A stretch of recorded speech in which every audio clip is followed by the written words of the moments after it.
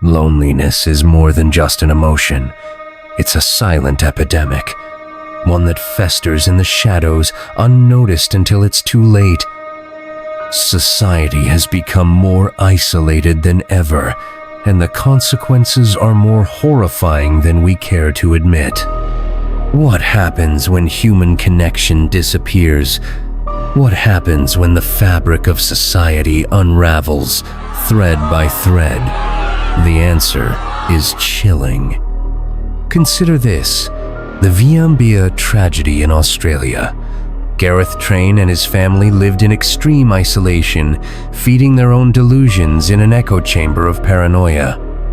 Their separation from society led them down a path of radicalization, culminating in the horrific murder of 2 police officers and a neighbor.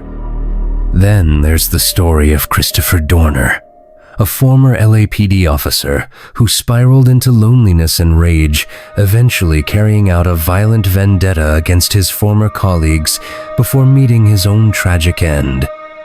And, of course, the infamous case of Ted Kaczynski, the Unabomber.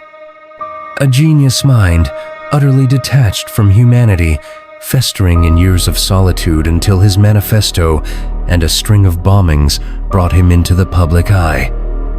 These cases may seem extreme, but they highlight a terrifying pattern. Studies show that social isolation is as deadly as smoking 15 cigarettes a day. It increases the risk of heart disease, stroke, depression, and even dementia. The worst part, this isn't just happening to a select few. It's happening to millions of people. You might even be one of them. But why? Why are we more isolated than ever? Technology, urbanization, the loss of third places like churches, libraries, and parks where people used to gather have all contributed to our social withdrawal. Workism. The obsession with productivity over personal relationships has made us prioritize jobs over genuine human connection. And let's not forget the pandemic, which solidified habits of isolation that many never unlearned. We are more connected digitally, yet more alone than ever before, and the results are devastating. Social isolation doesn't just make us sad, it makes us desperate, vulnerable, easy prey for radicalization, addiction, and even self-destruction. It turns bright minds into shadows of their former selves. It breeds resentment, and for some, it turns loneliness into something far more dangerous. But it doesn't have to be this way. There is a way out.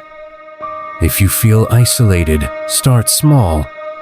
Join a local club, a gym, or a group that shares your interests. Invite an old friend to lunch, even if it feels awkward. Limit mindless scrolling. Digital connection is not a replacement for real human interaction. Find third places. Go to a library, a coffee shop, or a park and strike up a conversation.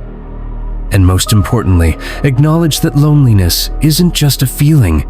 It's a signal, a warning, one that should never be ignored. Social isolation is a slow poison, one that has claimed countless lives in ways we may never fully understand. But you are not alone, and you never have to be. Break the cycle before it breaks you.